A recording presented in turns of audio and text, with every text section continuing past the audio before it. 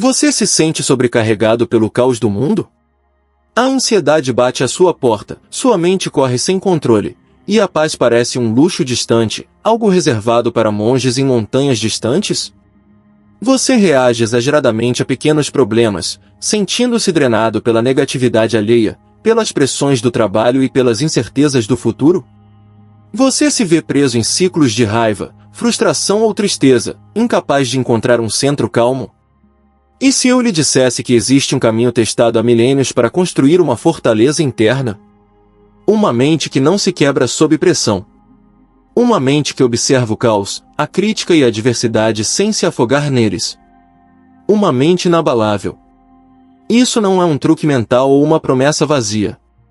É o resultado de uma compreensão profunda da natureza da realidade, um treinamento mental refinado por mais de 2500 anos. Neste vídeo, não vamos apenas falar sobre teorias vagas. Vamos mergulhar fundo nos 7 princípios budistas fundamentais que monges, mestres e praticantes leigos usam há séculos para cultivar uma paz interior profunda, resiliente e duradoura. Estes não são dogmas religiosos, são ferramentas psicológicas e filosóficas para entender a si mesmo e ao mundo. Se você está pronto para parar de ser refém das circunstâncias, das emoções passageiras e das opiniões alheias, e começar a jornada para dominar sua própria mente e encontrar a verdadeira paz, fique comigo. A jornada para sua mente inabalável começa exatamente agora. Capítulo 1. A aceitação radical da impermanência, Anicca. O primeiro pilar, e talvez o mais fundamental para construir uma mente inabalável, é a aceitação profunda da impermanência. Na língua original dos ensinamentos de Buda, o Pali, este conceito é chamado de Anicca. Anicca significa que tudo, absolutamente tudo no universo, está em um estado constante e inevitável de mudança. Nada é permanente. Nada é fixo. A vida não é um conjunto de substantivos estáticos, é um rio de verbos fluidos. Pense em sua vida neste exato momento. O corpo que você habita não é o mesmo de ontem, células morreram e novas nasceram. Os pensamentos que você tem agora surgirão e desaparecerão em segundos. As emoções que você sente, sejam de alegria ou tristeza, são como nuvens passando no céu, elas não duram. O emprego que você tem, os relacionamentos que você valoriza, a saúde que você desfruta, ou os problemas que você enfrenta, tudo isso mudará. Aqui reside a raiz de quase todo o nosso sofrimento. O budismo ensina que nós não sofremos porque as coisas mudam, nós sofremos porque nos apegamos desesperadamente à ilusão de que elas são permanentes. Queremos congelar o momento feliz. Queremos evitar a dor da perda. Queremos controlar o incontrolável. Lutar contra a impermanência é como tentar construir uma casa de pedra sólida sobre areia movediça. É uma batalha perdida que gera ansiedade crônica, medo e exaustão. A mente inabalável não luta contra a correnteza da vida, ela aprende a arte de navegar nela. Vamos analisar isso mais a fundo. O que é o apego? O apego é a cola emocional que usamos para tentar fixar a realidade. Quando você diz eu preciso disso para ser feliz, seja disso um objeto, uma pessoa, um status ou uma crença, você está colando sua paz interior a algo que é, por definição, instável. O universo, em sua sabedoria infinita, opera pela mudança. As estações mudam. O sol nasce e se põe. Veja os nossos relacionamentos. Muitas vezes, entramos neles buscando uma segurança permanente, uma âncora. Mas as pessoas mudam.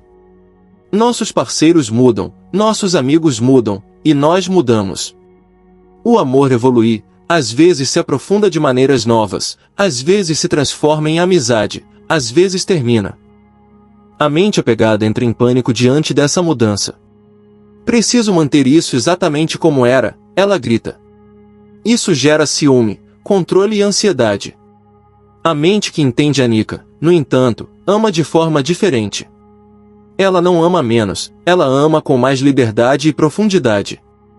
Ela aprecia o momento presente pelo que ele é, precioso justamente porque é passageiro. Ela se entrega à conexão agora, sabendo que o agora é tudo que realmente existe.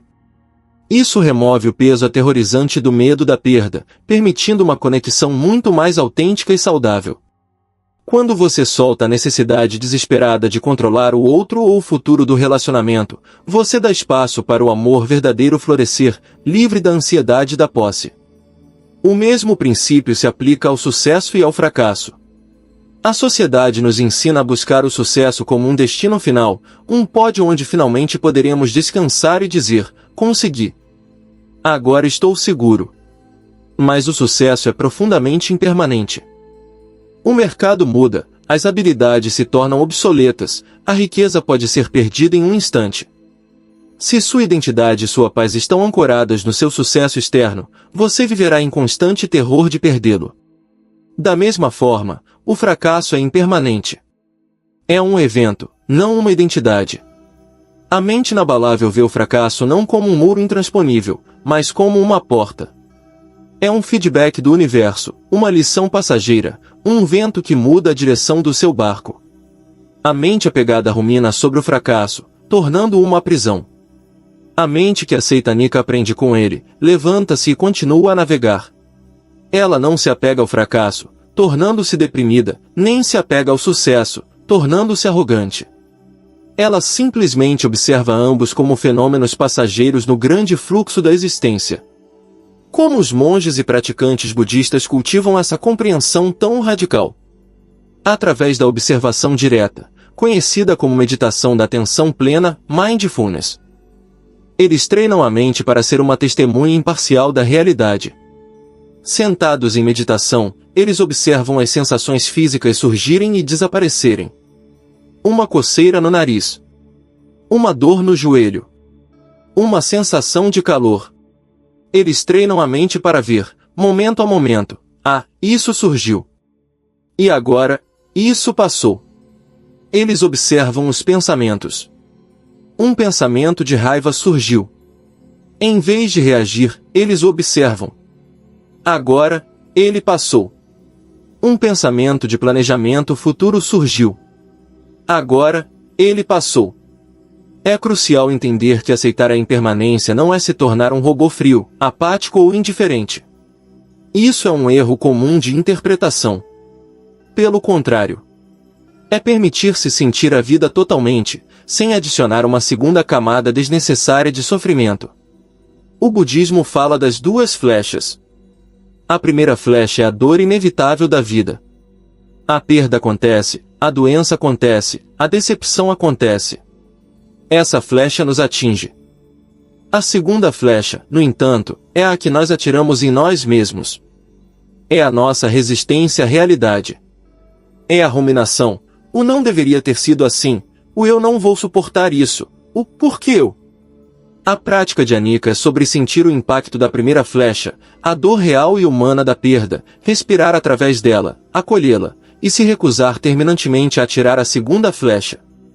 A dor é inevitável. O sofrimento prolongado, que é a nossa resistência à dor, é opcional. Como você pode aplicar isso em sua vida hoje, agora? Comece pequeno. Observe sua xícara de café pela manhã. Sinta o calor em suas mãos, o aroma. Saiba que, em poucos minutos, ele estará frio. O momento terá passado. Aprecie-o plenamente por isso. Observe um sentimento de irritação no trânsito. Em vez de se fundir com ele, se tornar a raiva e gritar, tente observar, interessante.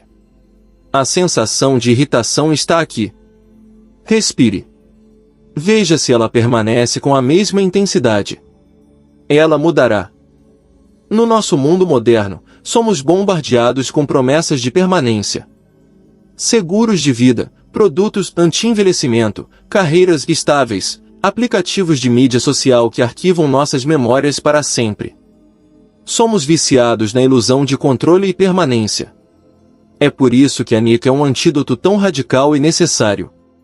A tecnologia nos dá a ilusão de que podemos parar o tempo, mas muitas vezes só aumenta nossa ansiedade quando a realidade, uma falha no sistema, uma demissão inesperada, o envelhecimento natural, quebra essa frágil ilusão.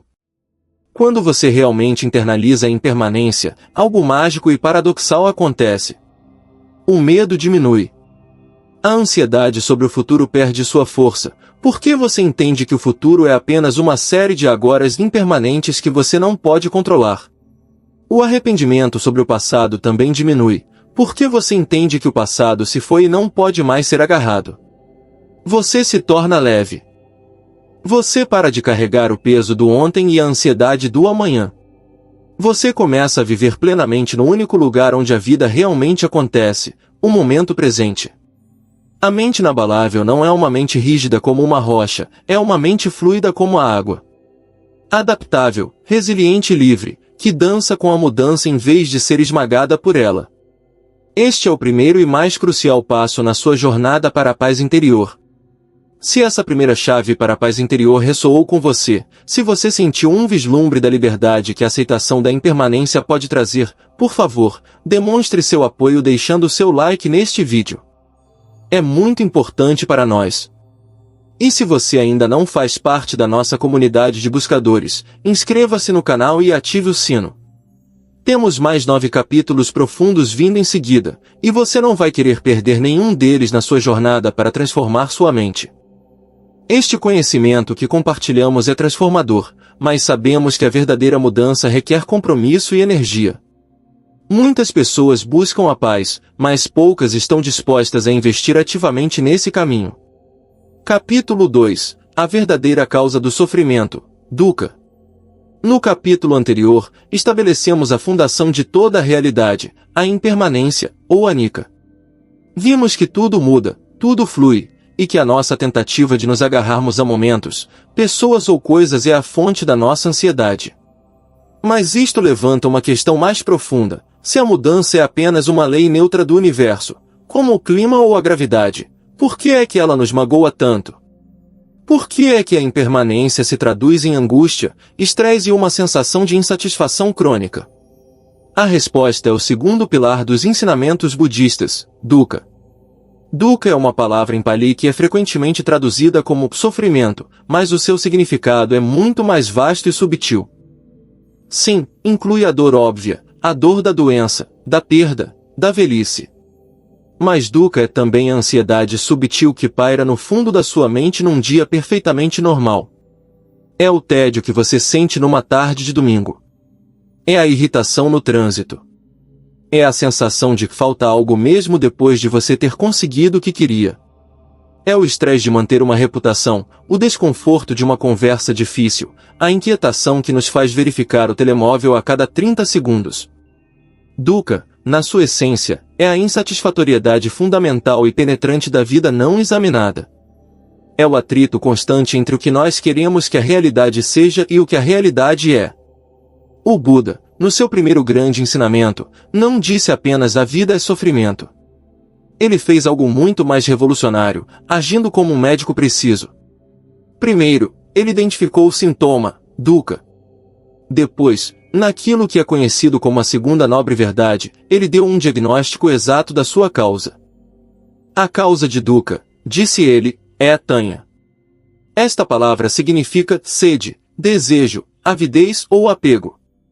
Aqui está a mecânica exata da nossa mente. Nós sofremos não porque as coisas são impermanentes, anicca, mas porque nos agarramos a elas, tanha, apesar de elas serem impermanentes.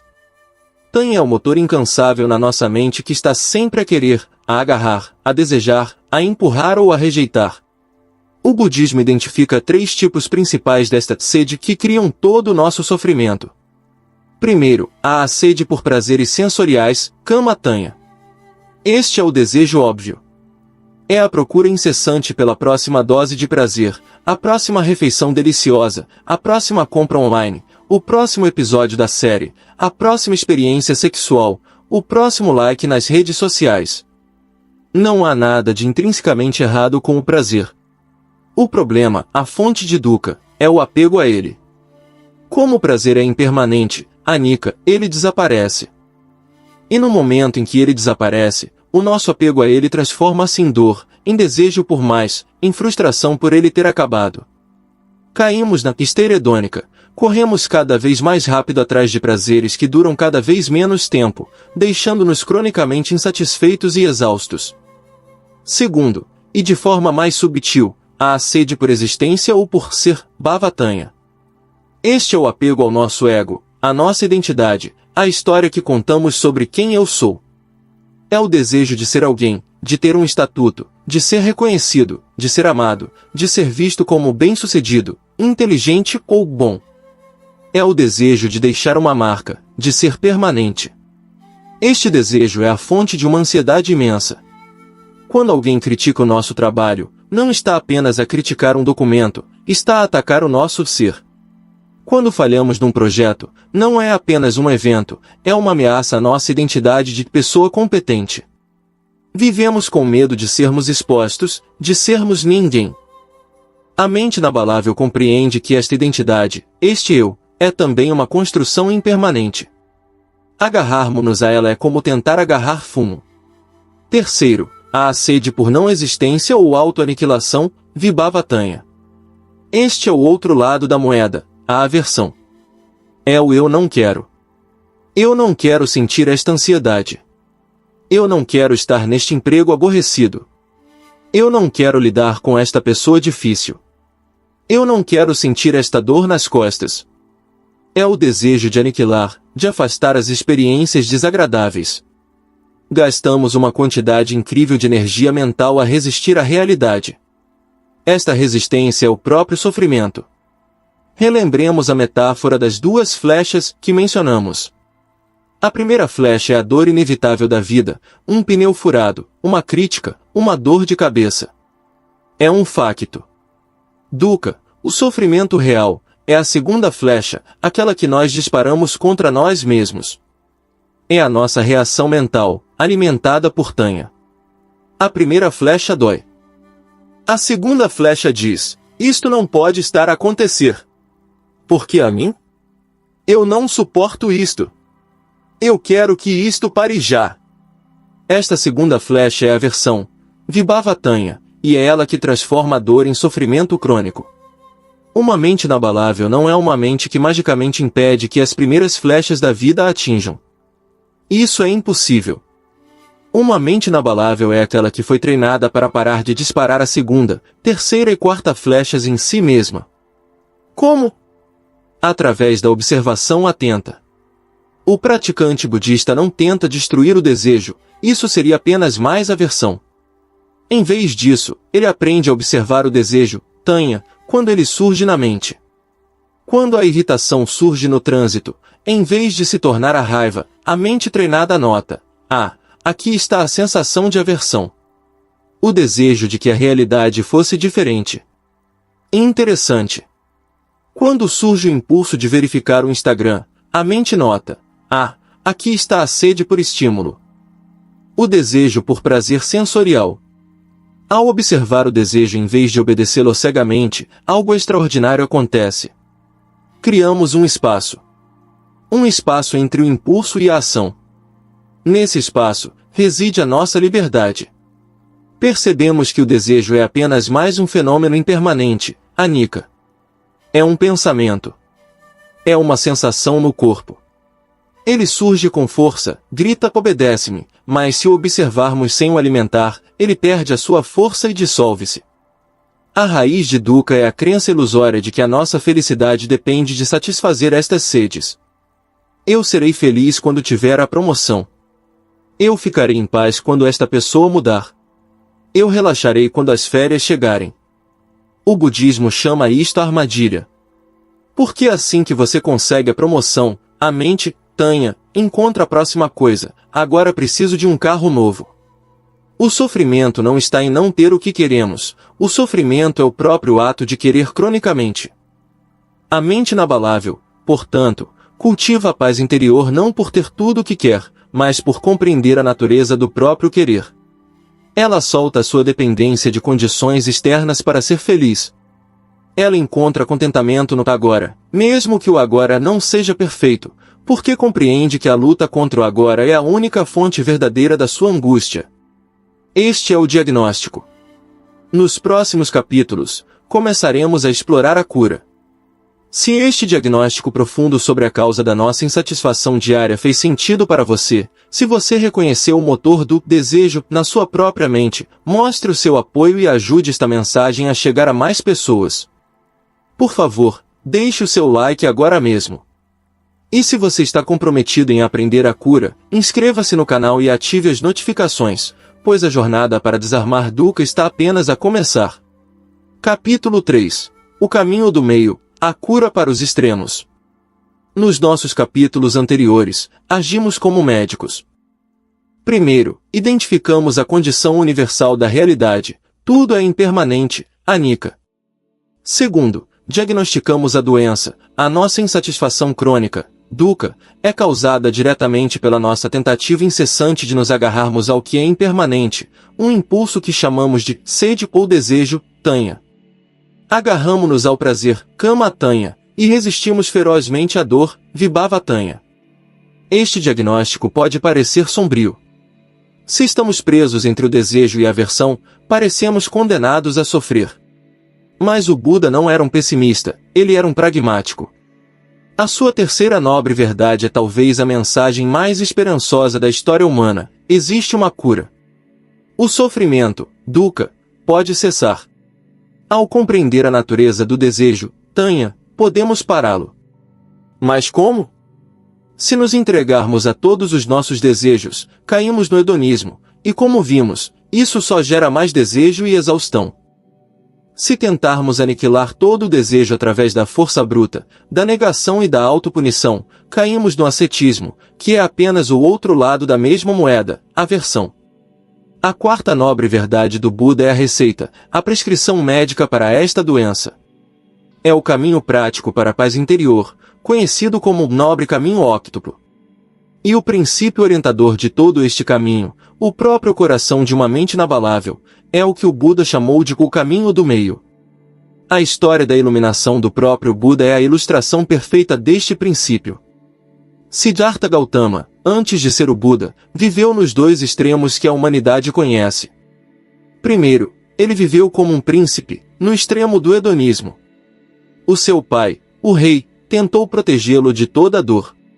Ele vivia num palácio cercado de luxos, prazeres sensoriais, música, banquetes e beleza. Ele tinha tudo que a sede por prazer, kama tanha, poderia desejar. No entanto, ele sentia uma profunda insatisfação. Ele percebeu que todo aquele prazer era vazio, passageiro, anicca, e, o mais importante, era uma defesa frágil contra as verdades inevitáveis da velhice, da doença e da morte. O hedonismo não lhe trouxe paz, apenas o entorpeceu temporariamente. Então, ele fez o que muitas pessoas fazem quando se sentem culpadas pelo excesso, foi para o outro extremo. Ele abandonou o palácio e tornou-se um asceta na floresta. Ele abraçou o extremo da autonegação. Ele jejuou até os seus ossos se destacarem da pele. Ele meditou sobre cadáveres em decomposição para cultivar a aversão ao corpo. Ele prendeu a respiração até sentir dores excruciantes. Ele tentou matar o seu ego e o seu corpo à força, acreditando que a dor era o caminho para a pureza espiritual. Ele estava a praticar a sede por não existência, vibhava tanha. Depois de 6 anos disto, ele quase morreu de fome e fraqueza. Ao desmaiar perto de um rio, ele teve a sua grande revelação: nenhum dos extremos funcionava. O luxo entorpecia a mente. A autopunição destruía o corpo e obscurecia a mente com dor e fraqueza. Ele percebeu que a mente e o corpo não são inimigos a serem punidos, nem mestres a serem obedecidos cegamente. São um instrumento. Ele lembrou-se da metáfora de um instrumento musical, como uma cítara. Se a corda estiver demasiado solta, hedonismo, indulgência, preguiça, não produz música. Se a corda estiver demasiado apertada, ascetismo, estresse, autocrítica, restrição, ela parte-se. A música só acontece quando a corda tem a tensão exata. Nem demasiado solta, nem demasiado apertada. Esse é o caminho do meio. Uma mente inabalável não é uma mente que se recusa a sentir prazer, nem uma mente que se afoga em dor. É uma mente que encontrou o ponto de equilíbrio. Não é apatia, a apatia é uma corda demasiado solta. É equanimidade. A equanimidade, o PECA, que exploraremos mais tarde, é a capacidade de observar o prazer sem se agarrar a ele, e observar a dor sem resistir a ela. É o olho calmo do furacão. No nosso mundo moderno, vivemos constantemente nestes dois extremos. Num fim de semana, estamos no extremo do hedonismo, binge-watching de séries durante 8 horas, comer fast food em excesso, beber demasiado, rolar o feed do Instagram infinitamente, procurando a próxima dose de dopamina. Sentimos-nos vazios e exaustos na segunda-feira. Então, vamos para o outro extremo, o do ascetismo moderno, a cultura do hustle, trabalho exaustivo, dietas punitivas que nos fazem sentir miseráveis, rotinas de exercício que levam à lesão, e um diálogo interno de autocrítica feroz onde nos chicoteamos por qualquer falha. O caminho do meio budista é um antídoto radical para esta loucura moderna. Não é sobre autocuidado indulgente, nem sobre autopunição. É sobre sabedoria. No que diz respeito à comida, não é a gula, hedonismo, nem a restrição anorética, ascetismo. É comer para nutrir o corpo, com atenção plena, apreciando o sabor sem se tornar escravo dele. No que diz respeito ao trabalho, não é a preguiça, hedonismo, nem o burnout, ascetismo. É o esforço correto, o trabalho focado e diligente, seguido do descanso adequado. No que diz respeito às emoções, não é a supressão, ascetismo, onde fingimos que não estamos zangados ou tristes. E não é a expressão dramática, hedonismo, onde nos tornamos a nossa raiva e destruímos tudo à nossa volta. O caminho do meio é reconhecer a emoção com clareza. A raiva está aqui, senti-la no corpo sem julgamento e deixá-la passar sem agir destrutivamente. Este equilíbrio é a mente inabalável. Mas como alcançamos na prática? O Buda não disse apenas encontrem o equilíbrio. Ele deu um manual de treino detalhado, passo a passo, o nobre caminho óctuplo. Este caminho não é um conjunto de mandamentos, mas sim um guia holístico para viver. É composto por 8 fatores interligados, que se apoiam mutuamente, e que se dividem em 3 grandes áreas de treino: sabedoria, pana, conduta ética, sila, e treino mental, samadhi. O caminho inclui, na sabedoria, visão correta e intenção correta. Na conduta ética, fala correta, ação correta e meio de vida correto. E no treino mental, esforço correto, atenção plena correta e concentração correta. Nos próximos capítulos, vamos dissecar os elementos mais cruciais deste caminho para a construção da sua mente inabalável. Não é um caminho de negação, mas de clareza. Não é um caminho de rigidez, mas de equilíbrio. É o caminho que liberta a corda do instrumento da sua mente, afinando-a para que ela possa finalmente tocar a música da paz. Se esta ideia do caminho do meio ressoou consigo, se você está cansado de oscilar entre os extremos da indulgência e da autopunição, então, por favor, deixe o seu like neste vídeo. É o seu apoio que nos permite afinar esta mensagem. E se você quer aprender os passos práticos deste caminho, inscreva-se no canal e ative o sino. A sua jornada pela receita da paz interior está prestes a ficar muito mais clara e prática. Capítulo 4. O poder da visão correta, a bússola da mente. Começamos a nossa jornada pelo caminho do meio. Exploramos o diagnóstico, a nossa insatisfação, dukkha, vem de nos apegarmos, tanha, ao que é impermanente, anicca. Exploramos a solução, um caminho de equilíbrio, nem indulgente nem punitivo. Agora, chegamos ao primeiro passo prático desse caminho. É o primeiro item do nobre caminho óctuplo e é, sem número dúvida, o mais importante. É a fundação sobre a qual todos os outros 7 passos são construídos. Chama-se Samadhi, ou visão correta. O que é a visão correta? Simplificando, é a bússola da sua mente. É o mapa que você usa para navegar na realidade. Imagine que você está perdido numa floresta densa e quer chegar à montanha mais alta, que representa a paz interior. Se o seu mapa estiver errado, se ele mostrar o norte onde na verdade é o sul, não importa o quão rápido você ande, esforço correto, o quão bem você fale, fala correta, ou o quão focado você esteja, concentração correta. Você apenas irá mais rápido na direção errada, afundando-se ainda mais na floresta. Todo o seu esforço será em vão, porque a sua visão fundamental da realidade está distorcida. A visão correta, portanto, não é sobre ser correto no sentido de ser moralmente superior. É sobre ser preciso. É sobre ver as coisas como elas realmente são, e não como nós desejamos, tememos ou fomos condicionados a vê-las. A mente inabalável não é construída sobre pensamento positivo ou negação. Ela é construída sobre uma clareza cristalina. Então, o que significa ver as coisas como elas realmente são, segundo o budismo? Primeiro, significa internalizar profundamente os conceitos que já discutimos. Anicca, tudo é impermanente. Dukkha, o apego a essa impermanência causa sofrimento. E Anatta, a ideia de um eu fixo e separado é uma ilusão, algo que exploraremos mais tarde. Mas a visão correta vai além. O seu componente mais prático e revolucionário é a compreensão profunda da lei de causa e efeito, conhecida no budismo como karma ou karma. Muitas pessoas no Ocidente interpretam mal o karma. Pensam nele como um sistema cósmico de justiça ou destino, onde coisas mais acontecem a pessoas mais. Isso não é a visão budista. Karma, na verdade, significa ação volitiva ou intenção. É muito mais psicológico e imediato. A lei do karma, no contexto da visão correta, afirma simplesmente isto: as nossas intenções criam a nossa realidade experiencial. Ações, karma, que nascem de intenções hábeis, intenções baseadas na generosidade, na bondade, na clareza, levam a resultados hábeis, felicidade, paz, leveza. Ações, karma, que nascem de intenções não hábeis, intenções baseadas na avidez, tanha, na aversão, vibhava-tanha, ou na ilusão, ignorar a realidade, levam a resultados não hábeis, sofrimento, ansiedade, conflito. Isto é a antítese do fatalismo. A visão correta não é dizer, o meu destino está traçado. Pelo contrário. A visão correta é o reconhecimento mais radical da nossa liberdade e responsabilidade.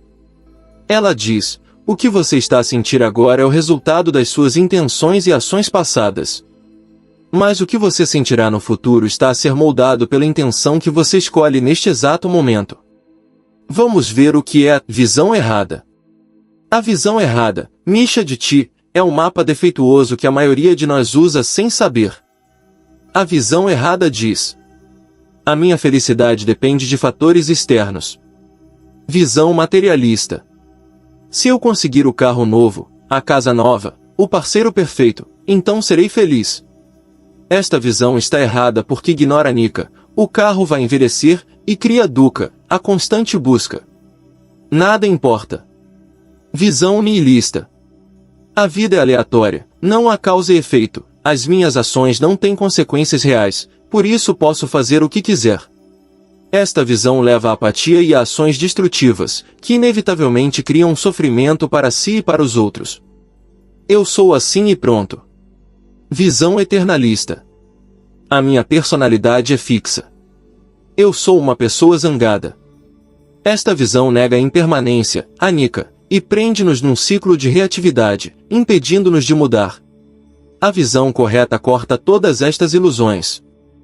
Como é que uma pessoa com visão correta lida com a vida de forma diferente de uma pessoa com visão errada? Imagine que duas pessoas são despedidas do emprego. A pessoa com visão errada, materialista, nihilista, colapsa. A sua mente diz, a minha vida acabou. A minha segurança, que eu achava permanente, desapareceu. O mundo é injusto e aleatório. Não há nada que eu possa fazer. Ela entra em desespero ou raiva, culpando o chefe, a economia, o destino. Ela dispara a segunda, terceira e quarta flechas contra si mesma, criando um imenso sofrimento, Dukkha. Agora, a pessoa com visão correta. A primeira flecha atinge-a. Ela sente a dor, o medo, a tristeza da perda. É humano. Mas a sua mente, equipada com o mapa correto, reage de forma diferente. Ela pensa, aplicando Anicca, ok. Esta situação é impermanente. Este emprego era impermanente. A minha sensação de medo também é impermanente. Ela vai passar. Ela pensa, aplicando o karma, eu não controlo a decisão da empresa, o karma deles.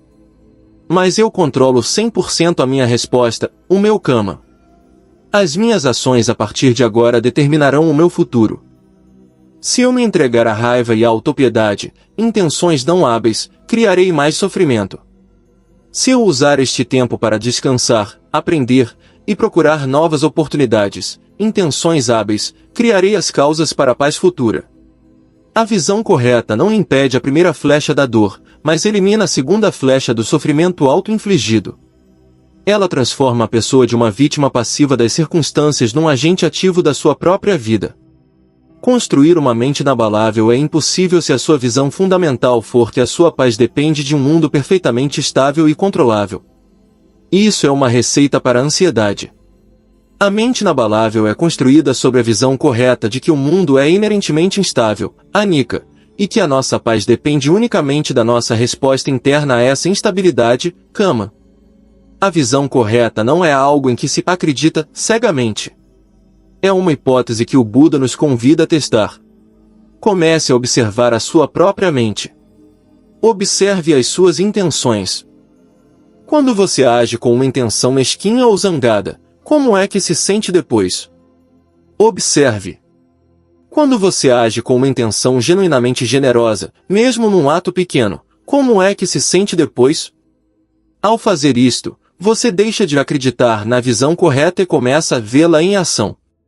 O seu mapa da realidade começa a corrigir-se.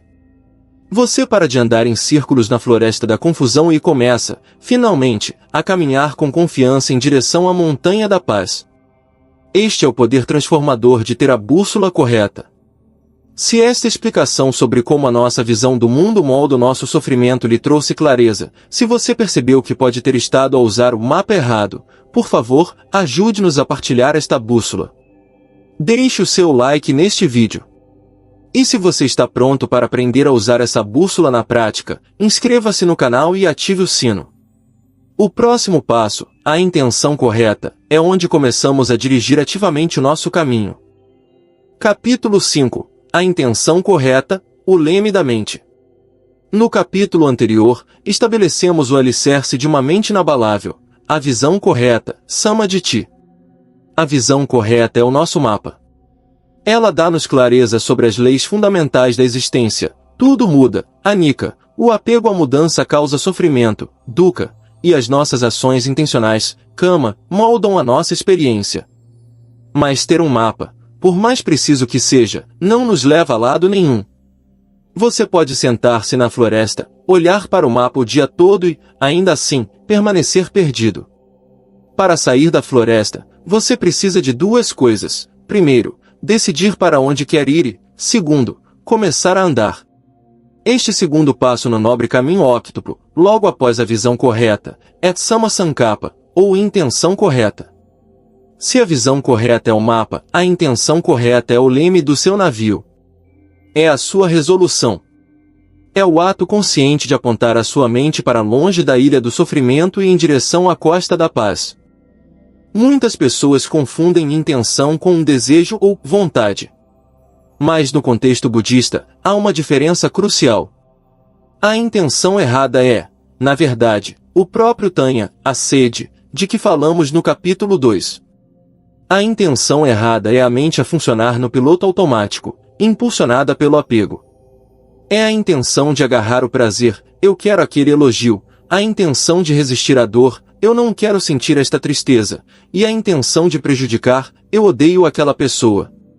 Estas intenções, baseadas na visão errada, apenas aprofundam os nossos padrões de sofrimento. A intenção correta, por outro lado, é uma intenção informada pela visão correta. É um ato deliberado de vontade para alinhar os nossos pensamentos com a realidade. Visto que sabemos, visão correta, que o apego e a aversão causam dor, a intenção correta é a resolução de cultivar o oposto. O Buda foi muito específico e definiu a intenção correta em 3 categorias.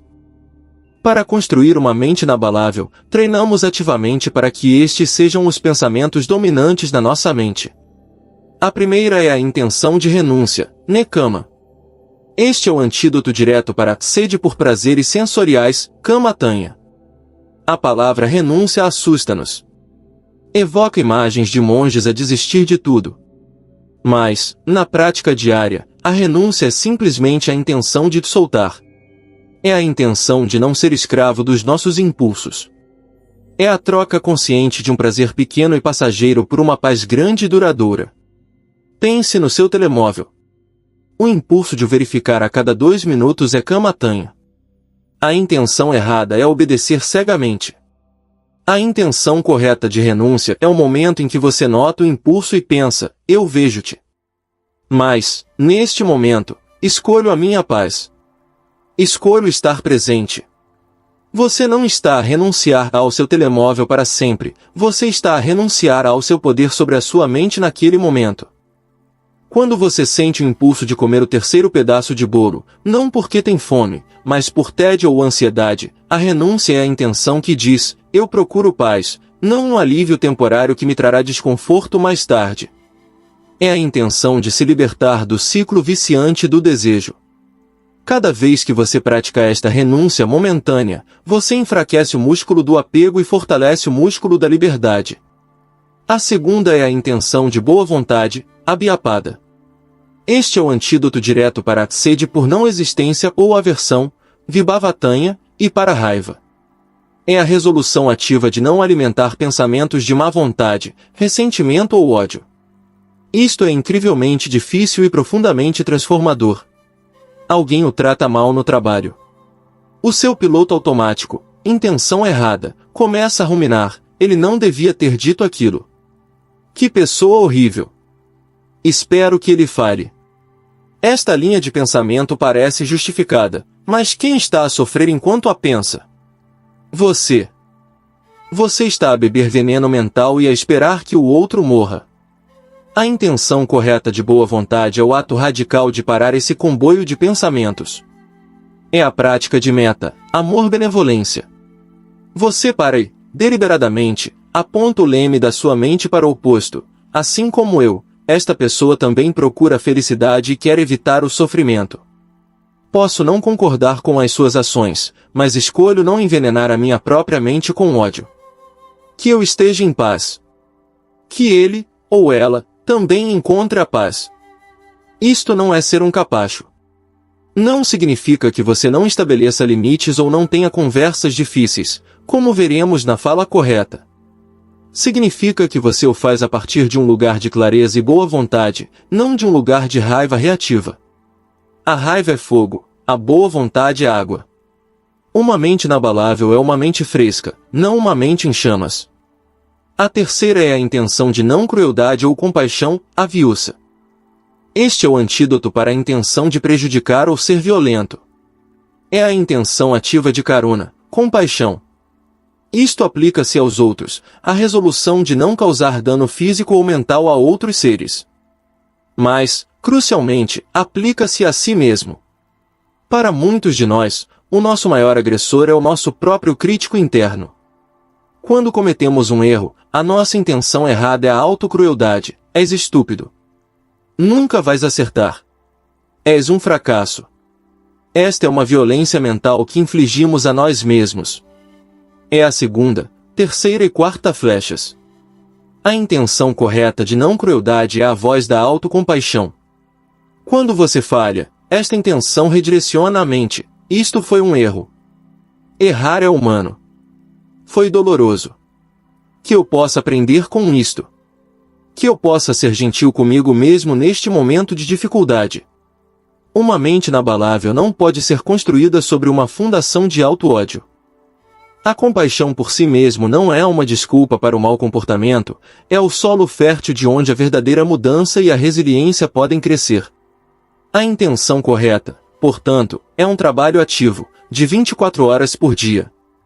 É o treino de notar para onde a sua mente está a apontar, raiva, desejo, autocrítica, e, com gentileza e firmeza, usar o leme para redirecionar para renúncia, soltar, boa vontade e compaixão. É isto que começa a recablar o seu cérebro. Você deixa de ser um passageiro reativo num navio à deriva, sujeito a todas as tempestades emocionais, e torna-se o capitão. A sua mente, habituada a apontar para o caos, começa a habituar-se a apontar para a paz. Se esta ideia de intenção correta, de se tornar o capitão da sua própria mente, lhe deu esperança e um sentido de direção, por favor, mostre o seu apoio. É muito importante para nós. Deixe o seu like neste vídeo agora mesmo. E se você está pronto para aprender como transformar esta intenção em ações concretas no mundo real, inscreva-se no canal e ative o sino, porque os próximos capítulos sobre fala correta e ação correta são onde a transformação realmente acontece. Capítulo 6. A fala correta, a manifestação da paz. Nos capítulos anteriores, fizemos o trabalho interno. Alinhamos o nosso mapa com a realidade, visão correta, e ajustamos o nosso leme para apontar na direção da paz, cultivando a renúncia, a boa vontade e a compaixão, intenção correta. Agora, entramos na segunda divisão do nobre caminho óctuplo, a conduta ética, sila. Este é o ponto onde nosso treino interno encontra o mundo exterior. É onde a borracha encontra a estrada. De que serve ter belas intenções se as nossas ações criam caos? O primeiro, e muitas vezes o mais difícil, campo de treino para nossa conduta é samavaka, ou fala correta. Por que a fala?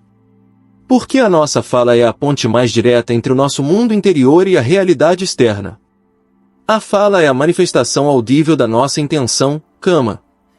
Num único dia, temos centenas de oportunidades de criar paz ou de criar sofrimento, apenas com as palavras que escolhemos, ou com as que deixamos escapar reativamente. Muitos de nós meditamos durante 1 hora pela manhã, sentindo-nos calmos e centrados, apenas para perder toda essa paz na primeira conversa telefônica difícil, na primeira reunião estressante ou na primeira discussão familiar. A fala descuidada é o ralo por onde a nossa paz interior vaza. Uma mente inabalável não é apenas uma mente que está calma quando está sozinha em silêncio. É uma mente que permanece calma e clara no meio da interação humana. A fala correta não é sobre ser educado ou politicamente correto, é uma disciplina mental rigorosa para proteger a nossa própria paz. O Buda definiu a fala correta de forma muito prática, descrevendo 4 tipos de fala que devemos abster-nos de praticar, pois são raízes diretas de sofrimento, dukkha. 1. Abster-se da mentira, musavada. Este é o mais óbvio. A fala correta é falar a verdade. Mas isto é mais profundo do que apenas não contar mentiras descaradas. Inclui evitar exageros para nos fazermos parecer melhores. O peixe tinha o dobro do tamanho. Evitar omissões deliberadas para enganar alguém. Inclui quebrar promessas ou dizer coisas que não temos intenção de cumprir. Por quê? Qual é a ligação com a mente inabalável? Por que mentir é estressante? Quando você mente, cria uma segunda realidade que precisa de ser mantida. Você vive com o medo subtil de ser descoberto. A sua mente fica dividida, ansiosa. A verdade, por outro lado, é simples. É leve. Não requer manutenção. Uma mente inabalável é uma mente integrada, que não está em guerra consigo mesma. Ao comprometer-se com a verdade, você remove uma enorme fonte de ansiedade autocriada. Você constrói uma reputação de integridade, o que simplifica imensamente os seus relacionamentos. 2. Abster-se da fala divisiva, pisunaya vakaya. Isto é fofoca, calúnia, levar e trazer. É falar mal de uma pessoa a outra para criar discórdia. É tentar secretamente virar aliados contra inimigos. É a linguagem da divisão. Isto nasce diretamente de intenções não hábeis, como aversão, não gostamos de alguém, ou desejo, queremos sentir-nos superiores ou parte de um grupo interno. A fala divisiva é um veneno poderoso. Destrói a confiança nas equipas, nas famílias e nas amizades. E, crucialmente, polui a nossa própria mente. Ao focarmos-nos nos defeitos dos outros, treinamos a nossa mente para ver o negativo. Tornamo-nos cínicos e desconfiados. A mente inabalável procura a harmonia. A fala correta, no seu aspecto positivo, é falar de forma a unir as pessoas, a encorajar a reconciliação e a celebrar as qualidades positivas dos outros. 3. Abster-se da fala áspera, Faruzaia Vacaia. Isto é qualquer linguagem destinada a magoar, insultos, sarcasmo cruel, gritos, humilhação, linguagem abusiva. É a raiva, aversão, tornada a som. Esta é, talvez, a forma mais comum como perdemos o nosso centro. Alguém nos fecha no trânsito, e gritamos um insulto. Um colega comete um erro, e usamos um tom sarcástico para o diminuir. Cada vez que usamos a fala áspera, estamos a reforçar o nosso próprio padrão de reatividade. Estamos a disparar a segunda flecha. O alívio momentâneo de descarregar a raiva é pago com um preço alto, a perda da nossa paz, sentimentos de culpa posteriores e a escalada do conflito. A mente inabalável entende que a fala áspera é um sinal de fraqueza, não de força. É um sinal de que perdemos o controle. A fala correta, pelo contrário, é gentil. É escolher palavras que são suaves, reconfortantes e construtivas, mesmo quando se entrega uma mensagem difícil. 4. Abster-se da conversa fútil, sanfapapalapa. Isto é tagarelice. É falar por falar. É a conversa fiada sem fim, a especulação sobre celebridades, o queixume crônico sobre o tempo, a política ou o trabalho, sem qualquer intenção de encontrar uma solução. É o ruído mental verbalizado. Por que é que isto é um problema? Porque dissipa a nossa energia mental. A nossa capacidade de foco e concentração, samadhi, que é essencial para uma mente inabalável, é limitada. A conversa fútil é como ter uma fuga num pneu. Ela esvazia nossa mente de energia e clareza. Muitas vezes, falamos porque estamos desconfortáveis com o silêncio. A mente inabalável, no entanto, valoriza o silêncio nobre. A fala correta, no seu lado positivo, é falar apenas quando é útil, verdadeiro, gentil e no momento certo.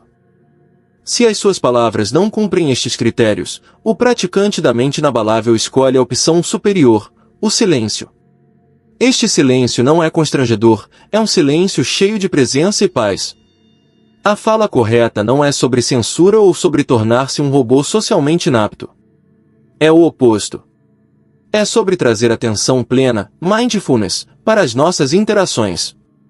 Antes de falar, a mente treinada faz uma pausa de uma fração de segundo e pergunta: isto é verdade? Isto é gentil? Isto é útil ou necessário? Este é o momento certo para o dizer. Se a resposta for não a alguma destas, muitas vezes a melhor ação é o silêncio. Ao praticar isto, você transforma a sua fala. Deixa de ser uma reação automática da sua ansiedade, raiva ou ego, e torna-se uma expressão consciente da sua paz. Você deixa de ser um criador de drama e torna-se uma fonte de clareza e calma no seu ambiente. Se esta disciplina da fala correta lhe mostrou uma forma prática de proteger a sua paz interior no dia a dia, se você percebeu o quanto a fala descuidada lhe tem custado, por favor, ajude esta mensagem a ser ouvida. Deixe o seu like neste vídeo. E se você está pronto para levar este treino para o próximo nível, para as nossas ações físicas, inscreva-se no canal e ative o sino. O próximo capítulo é sobre como alinhar o nosso corpo com a nossa mente. Capítulo 7. A ação correta. O corpo como o templo da paz.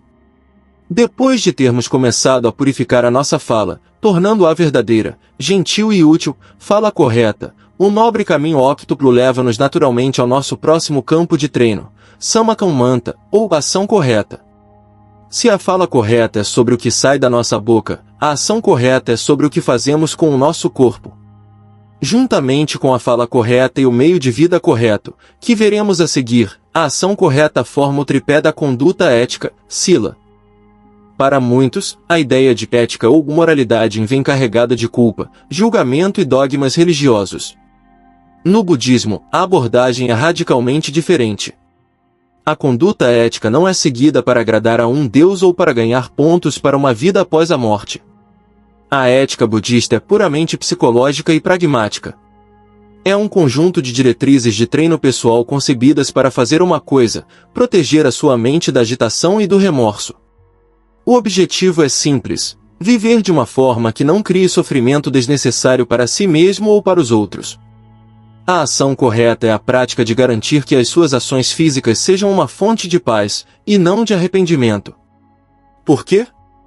Porque uma mente inabalável não pode ser construída sobre uma fundação de ações prejudiciais.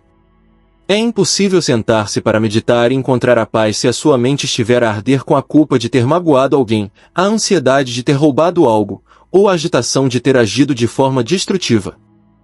O remorso é o inimigo da concentração, samadhi. A ação correta, portanto, é a prática de limpar o terreno, removendo os espinhos do arrependimento para que a paz possa crescer. Tal como na fala correta, o Buda foi muito específico e definiu a ação correta através de 3 abstenções principais. São os preceitos fundamentais que os praticantes budistas, monges e leigos, seguem há milênios. 1. Abster-se de tirar a vida, Panatipata Veramani. Este é o preceito de não matar, de praticar a não violência, Ahimsa. No seu nível mais óbvio, isto significa não matar seres humanos ou animais. Isto cultiva um profundo respeito pela vida. Mas, tal como na fala correta, podemos olhar para isto de uma forma mais sutil e psicológica. Como é que tratamos o nosso próprio corpo? A nossa própria vitalidade? Muitos de nós, embora não sejamos violentos para com os outros, somos incrivelmente violentos para com nós mesmos. Praticamos a ação errada contra o nosso próprio corpo. Comemos alimentos que sabemos que nos fazem mal, ação destrutiva. Dormimos pouco, levando o corpo à exaustão, ação destrutiva. Usamos substâncias, álcool em excesso, drogas, que destroem ativamente a nossa saúde física e clareza mental, ação destrutiva.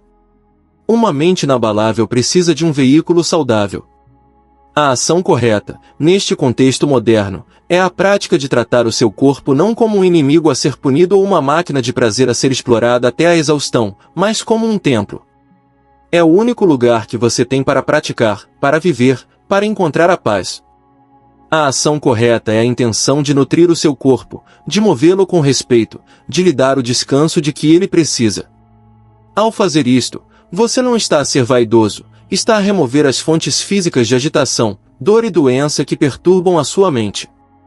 2. Abster-se de tomar o que não é dado, Adinadana Veramani.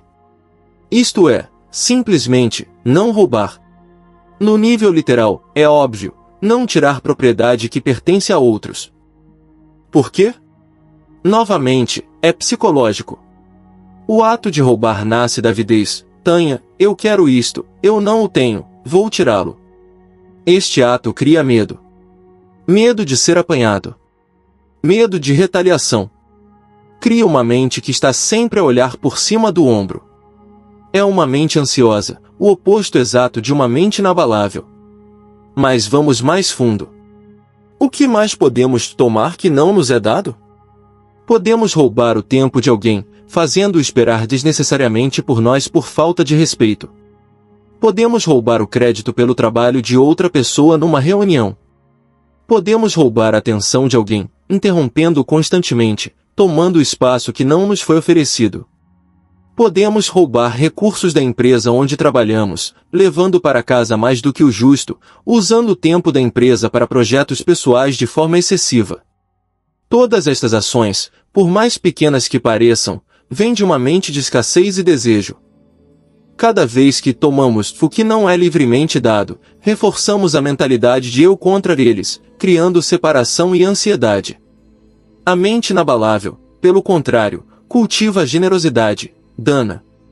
A ação correta não é apenas não roubar, o seu lado positivo é dar livremente. Dar o seu tempo, a sua atenção, o seu louvor, os seus recursos. A generosidade é o antídoto direto para a avidez, Tanha.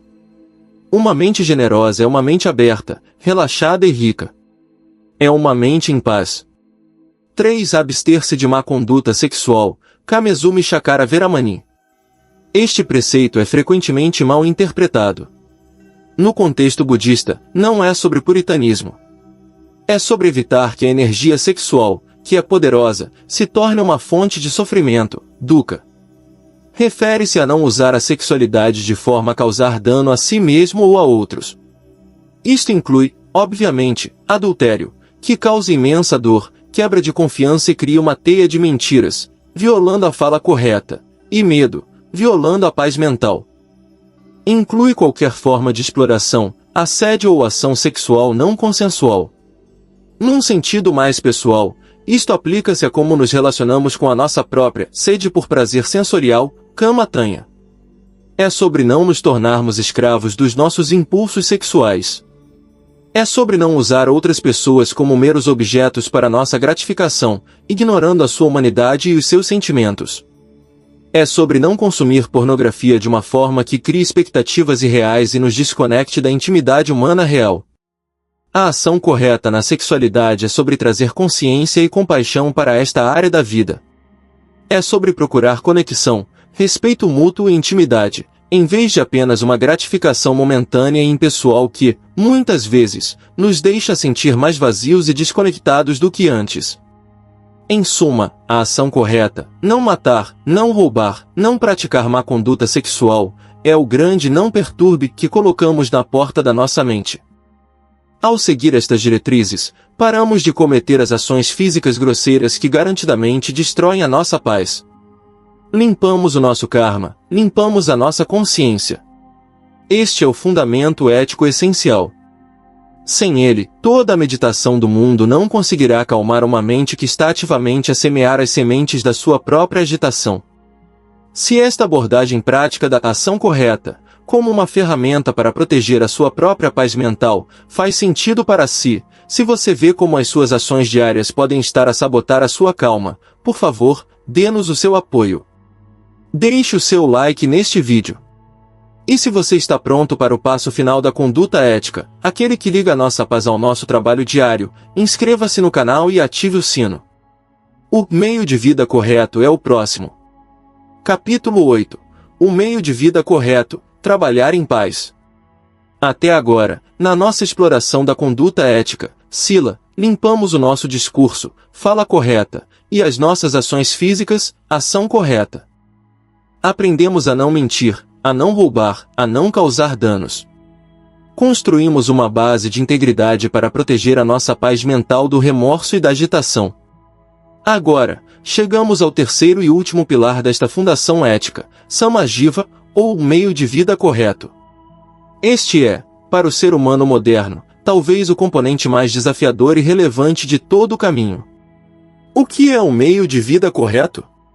É o reconhecimento budista de que a forma como passamos a maior parte do nosso tempo acordados, a forma como ganhamos o nosso sustento, tem um impacto profundo e inegável na nossa capacidade de encontrar a paz.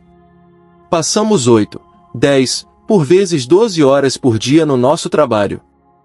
Se esse trabalho estiver fundamentalmente em conflito com os nossos valores mais profundos, como podemos esperar ter uma mente inabalável? Se o nosso trabalho nos obriga a violar a fala correta ou a ação correta, como podemos sentar-nos em meditação à noite e encontrar silêncio? É como tentar construir uma casa de areia enquanto a maré está a subir. O Buda foi, como sempre, muito pragmático. No nível mais básico, o meio de vida correto significa evitar profissões que, pela sua própria natureza, causam danos e violam os preceitos. Ele listou 5 tipos principais de trabalho a evitar. Comércio de armas, lucrar com a violência e a destruição. Comércio de seres vivos, isto incluía o tráfico de escravos, mas hoje podemos estendê-lo à exploração humana. Comércio de carne, em larga escala, como no matadouro lucrar com o ato de tirar a vida. Comércio de venenos, substâncias destinadas a matar ou prejudicar. Comércio de intoxicantes, lucrar com a venda de substâncias, como álcool ou drogas, que causam a perda da atenção plena e levam à negligência. Para a mente inabalável, a lógica é cristalina. Se o seu salário depende diretamente de causar sofrimento, a sua mente nunca estará livre da mancha kármica e psicológica dessa ação. Você estará a criar as causas do sofrimento, dukkha, para os outros, inevitavelmente, para si mesmo. Mas e para a maioria de nós, que não somos traficantes de armas ou venenos? O meio de vida correto tem uma aplicação muito mais subtil e profunda. O meio de vida correto não é apenas sobre o que você faz, mas sobre como você o faz. O seu trabalho obriga-o a mentir? Violação da fala correta. Você trabalha num ambiente de vendas de alta pressão que o encoraja a enganar os clientes, a prometer o que não pode cumprir? O seu trabalho obriga-o a roubar? Violação da ação correta. Você trabalha num setor financeiro que lucra com a exploração da ignorância das pessoas? Ou num ambiente corporativo onde roubar o crédito pelo trabalho de um colega é a norma para subir na carreira? O seu trabalho promove a fala divisiva? Violação da fala correta. Você é um advogado pago para destruir a reputação de outra pessoa?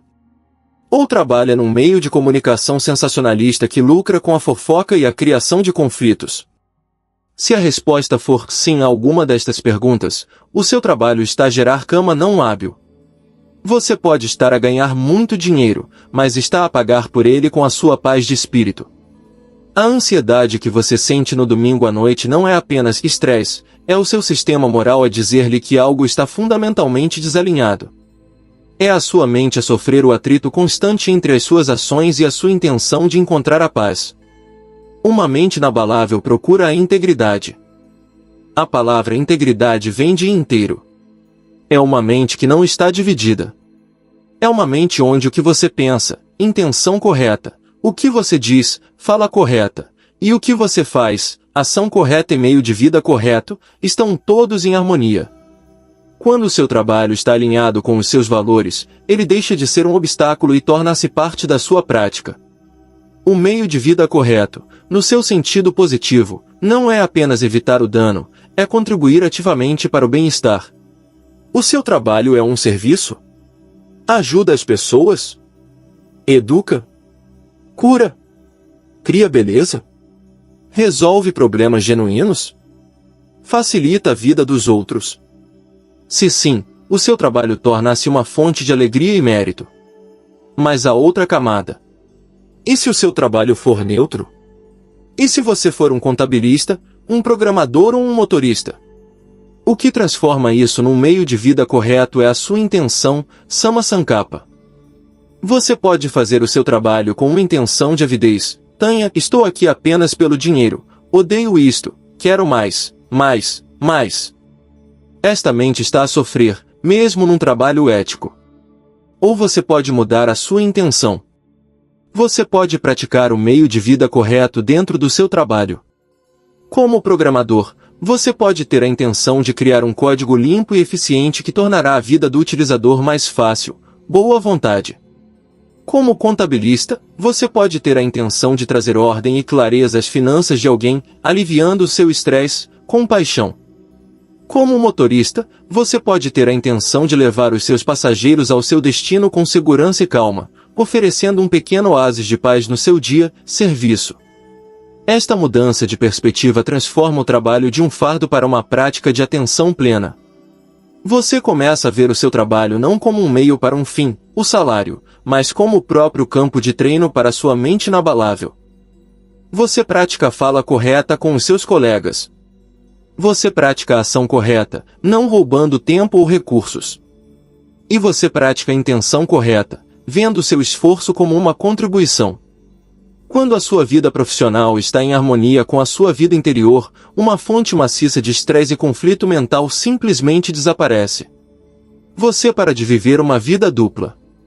A sua mente torna-se inteira. Este é o fundamento ético, Sila, completo.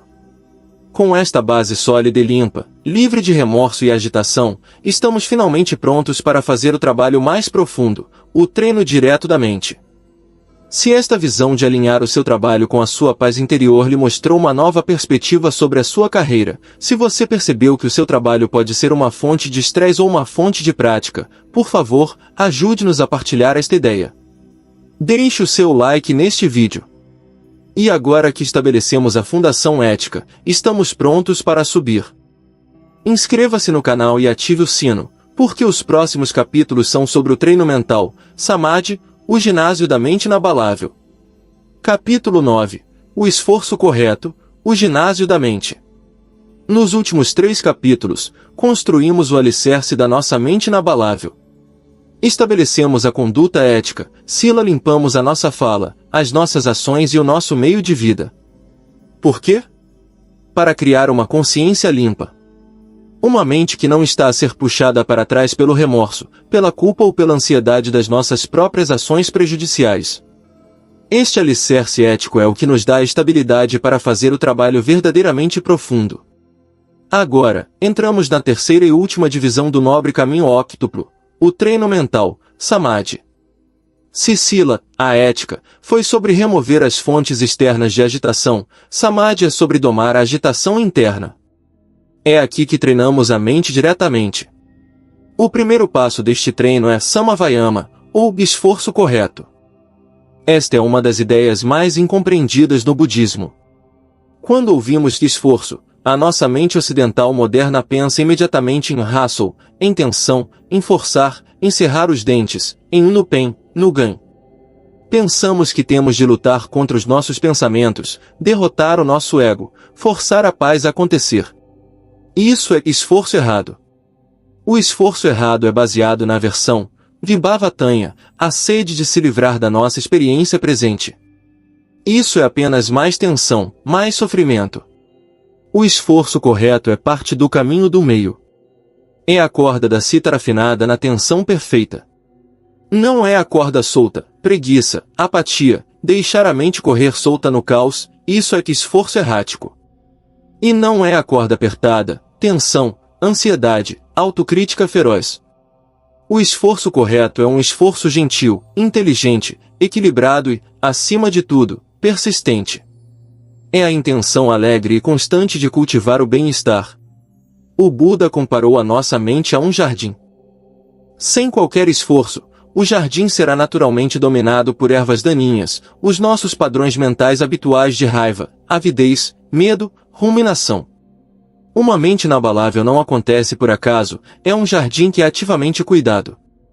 O esforço correto é o trabalho do jardineiro. O Buda, na sua genialidade prática, dividiu este trabalho de jardinagem mental em 4 tarefas muito específicas. Praticar o esforço correto é praticar estas 4 coisas, todos os dias. 1. O esforço para prevenir, Samvara-padana. Esta é a primeira e mais inteligente tarefa do jardineiro. O esforço para impedir que ervas daninhas que ainda não cresceram, surjam. É mais fácil impedir uma semente de brotar do que arrancar uma erva daninha com raízes profundas. O que são estas sementes? São os estímulos que consumimos. O esforço correto começa com o que o budismo chama de guarda dos sentidos. É a prática de colocar um porteiro consciente nos portões dos nossos olhos, ouvidos e mente. Se sabemos que passar 30 minutos a ler notícias inflamadas ou comentários de ódio nas redes sociais sempre nos deixa zangados e ansiosos, o esforço correto é a intenção de prevenir essa entrada. Não é censura, é sabedoria. Eu sei que este alimento mental me faz mal, por isso hoje escolho não o consumir. Se sabemos que determinada conversa, fofoca, sempre planta sementes de inveja ou julgamento, fala divisiva, o esforço correto é a intenção de se afastar gentilmente dessa conversa. Você está a proteger o solo do seu jardim. A mente inabalável não se expõe desnecessariamente a venenos mentais e depois pergunta-se por que é que se sente envenenada. 2. O esforço para abandonar, Pahana-padana. Isto é o que fazemos quando as ervas daninhas já brotaram. A raiva já surgiu. A ruminação sobre o passado já começou. O desejo obsessivo por algo já está aqui. O esforço errado, errático, é regar a erva daninha, mergulhar na raiva, alimentar a ruminação, fantasiar sobre o desejo. O esforço errado, tenso, é tentar suprimir a erva daninha à força. Não devia sentir isso. Para de pensar nisso. Isso só a torna mais forte. O esforço correto para abandonar é subtil e poderoso. É a prática de, primeiro, reconhecer a erva daninha com atenção plena, mindfulness, aqui está a raiva. Segundo, aceitar a sua presença sem julgamento, está tudo bem que ela esteja aqui. Terceiro, não a alimentar. Você retira o seu envolvimento. Você não segue a história que a raiva está a contar. Você traz a sua atenção para outra coisa, para a sua respiração, para a sensação dos seus pés no chão, para o que está à sua frente. Quarto, aplicar um antídoto. Se a mente está presa na raiva, aversão, por alguém, você aplica ativamente a boa vontade, intenção correta. Você planta deliberadamente um pensamento de compaixão ao lado da erva daninha da raiva. Isto é soltar. Você não arranca a erva daninha com violência, você deixa murchar por falta de alimento, atenção. 3.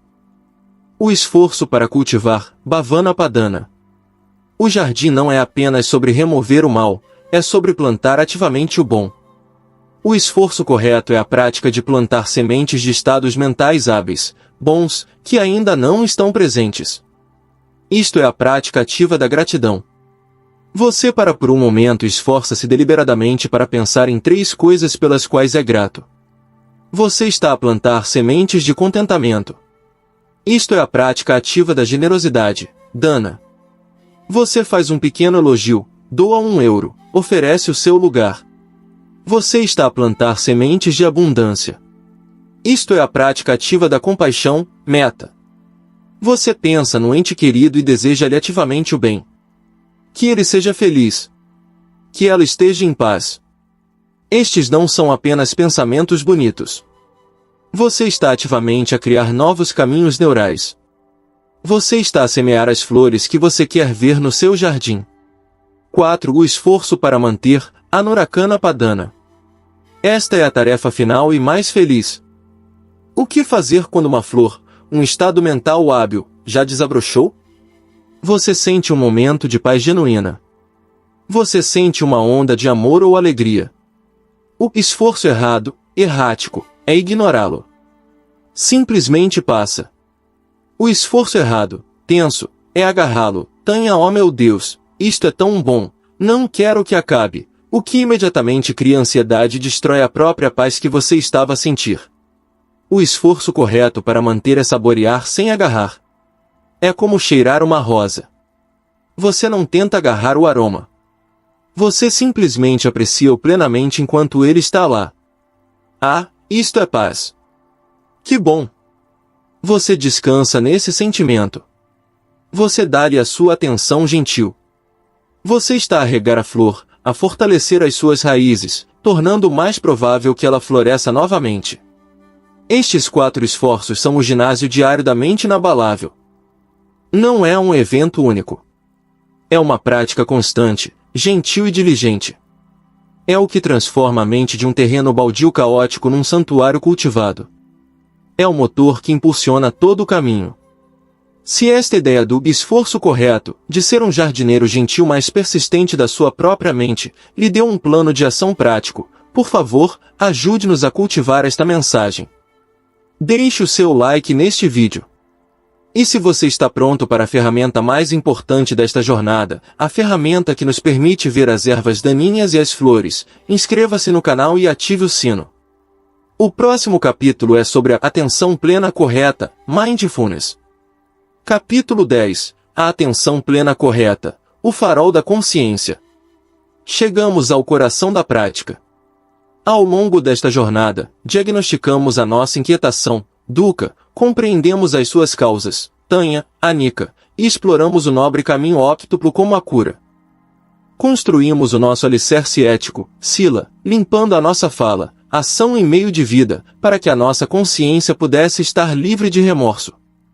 No último capítulo, aprendemos sobre o esforço correto, Samavayama, o trabalho de ser um jardineiro diligente da nossa mente, prevenindo ervas daninhas, abandonando as existentes, cultivando flores e mantendo-as. Mas isto levanta a questão mais importante de todas: como é que o jardineiro vê o jardim? Como é que sabemos quando uma erva daninha, um pensamento de raiva, está a começar a brotar? Como é que notamos uma flor, um momento de paz, para podermos regar? Como é que sequer sabemos que estamos perdidos em pensamentos sobre o passado ou o futuro, em vez de estarmos a viver no presente? A resposta é a ferramenta mais poderosa de todo o caminho. É o 7º passo, e o pináculo do treino mental. É Samasati, ou atenção plena correta. Se o esforço correto é o motor, a atenção plena correta é o farol que ilumina a estrada. O que é sati? A palavra em Pali é frequentemente traduzida como atenção plena, mas o seu significado literal é mais próximo de memória ou recordação. Isto é crucial. Não é uma memória do passado. É o ato de se recordar de voltar. Recordar-se de quê? Recordar-se de estar aqui. Recordar-se de acordar do transe do pensamento automático. A nossa mente, por defeito, é uma máquina do tempo. Passa 99% do dia ou a ruminar sobre o passado, criando depressão e arrependimento, ou a ensaiar ansiosamente o futuro, criando estresse e medo. A atenção plena correta é o treino de, gentilmente mas com firmeza, trazer a consciência de volta ao único lugar onde a vida realmente existe, o momento presente. Mas, tal como no esforço correto, existe uma atenção plena errada. Um atirador furtivo à espera do seu alvo tem uma atenção plena imensa. Um ladrão a arrombar um cofre está totalmente focado. Mas esta é uma atenção plena ao serviço da avidez, tanha, ou da aversão, vibhava-tanha. É uma atenção plena que visa obter algo ou destruir algo. A atenção plena correta, samasati, é completamente diferente. É uma atenção plena que está ancorada na visão correta, a compreensão de anicca, dukkha, e ao serviço da intenção correta, a intenção de soltar, de ter boa vontade, de ter compaixão. Não é uma consciência fria e analítica. É uma consciência calorosa, aberta e, acima de tudo, não julgadora. É a qualidade de um cientista curioso ou de uma avó amorosa, simplesmente observar o que é, sem tentar mudá-lo ou criticá-lo. É o espaço onde a cura acontece. O Buda não deixou isto ao acaso. Ele deu um manual de treino explícito para a atenção plena, conhecido como os 4 fundamentos da atenção plena. É assim que treinamos a mente inabalável. 1. Atenção plena do corpo, Kayanupassana. Esta é a nossa âncora. Por que o corpo? Porque o corpo, ao contrário da mente, está sempre no presente. O seu corpo não pode estar na próxima semana. Não pode estar no ano passado. Está aqui, agora. A âncora mais famosa é a respiração. A prática é simplesmente sentir a sensação do ar a entrar e a sair. Não é pensar sobre a respiração, é senti-la. Quando a mente vagueia, e ela vai vaguear, é o que ela faz. O treino não é criticar-se, eu sou péssimo nisto. O treino é notar que vagueou e, com a gentileza de quem pega num passarinho caído, trazê-la de volta à respiração. Cada retorno é uma repetição no ginásio da mente. Isto estende-se a sentir os pés no chão enquanto caminha. Sentir a água quente nas mãos enquanto lava a louça. Isto retira-nos da prisão da nossa cabeça e traz-nos para a realidade. É também aqui que notamos as emoções. A raiva não é uma história, é uma tensão no maxilar, um calor no peito. A ansiedade é um aperto no estômago. Ao observá-las como sensações físicas, anicca, elas perdem o poder de nos raptar. 2. Atenção plena das sensações, Vedananupassana. Este é o ponto mais crítico de toda a prática. É aqui que o sofrimento, dukkha, nasce ou morre. A cada segundo, a nossa mente está a rotular a experiência, agradável, desagradável ou neutro.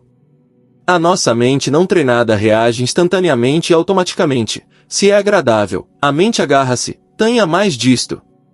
Não acabes.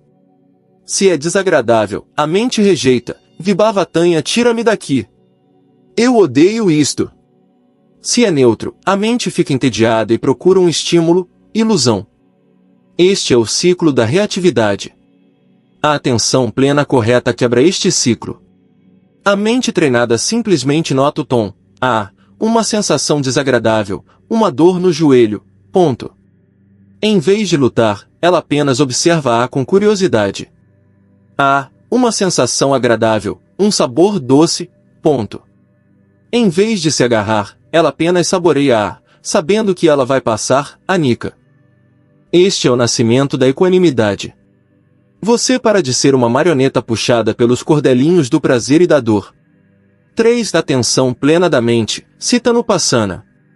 Isto é virar o farol para a própria mente. É notar o estado da mente. A mente está zangada. A mente está calma. A mente está distraída. A mente está sonolenta. Isto cria uma desidentificação revolucionária. Em vez de dizer eu estou zangado, você aprende a dizer eu noto a presença de raiva na mente. Esta pequena mudança de linguagem é tudo. Você deixa de ser a tempestade e torna-se o céu vasto e calmo que observa a tempestade a passar. A raiva pode estar lá, mas ela já não o possui. Esta é a liberdade. 4. Atenção plena dos Dhammas, fenômenos mentais. Esta é a visão mais profunda. É usar a atenção plena para ver a própria visão correta em ação. É observar como o desejo, tanha, surge, quando é agarrado, leva ao sofrimento, dukkha. É observar como, ao aplicar a atenção plena e o esforço correto, esse desejo se dissolve e a paz surge. Você deixa de acreditar nos ensinamentos budistas e passa a vê-los como leis da física mental a operar em tempo real na sua própria cabeça. Esta prática, combinada com os 4 esforços, é o que leva ao 8º e último passo do caminho, a concentração correta, Samma Samadhi. A sua mente, outrora um macaco selvagem a saltar de galho em galho, torna-se um leão, calma, poderosa, focada e estável. Isto culmina no estado conhecido como upekkha, ou equanimidade. A equanimidade não é indiferença ou apatia. É o equilíbrio profundo de uma mente inabalável. É a capacidade de estar no meio do caos da vida, o ganho e a perda, o elogio e a culpa, a alegria e a dor, e permanecer centrado, espaçoso e em paz. Você ainda sente. Você sente a vida plenamente. Mas já não é atirado de um lado para o outro. Você não é esmagado pela dor nem se torna viciado no prazer. Você encontrou o caminho do meio. Você encontrou a fortaleza interior. Esta não é uma meta que se atinge um dia, é uma prática de vida. É a jornada mais nobre que um ser humano pode empreender, a jornada para casa, para a paz que já existe dentro de si. A sua jornada pelos 10 capítulos chegou ao fim, mas a sua prática está apenas a começar. Se esta série de ensinamentos lhe deu o mapa e as ferramentas que você procurava para construir a sua paz interior, por favor, ajude esta mensagem a transformar outras vidas. Deixe o seu like neste vídeo como um sinal da sua jornada. E se você está comprometido em continuar esta prática e quer mais orientações profundas como esta, inscreva-se no nosso canal e ative o sino. A sua mente inabalável é construída um dia de cada vez, e nós estaremos aqui consigo.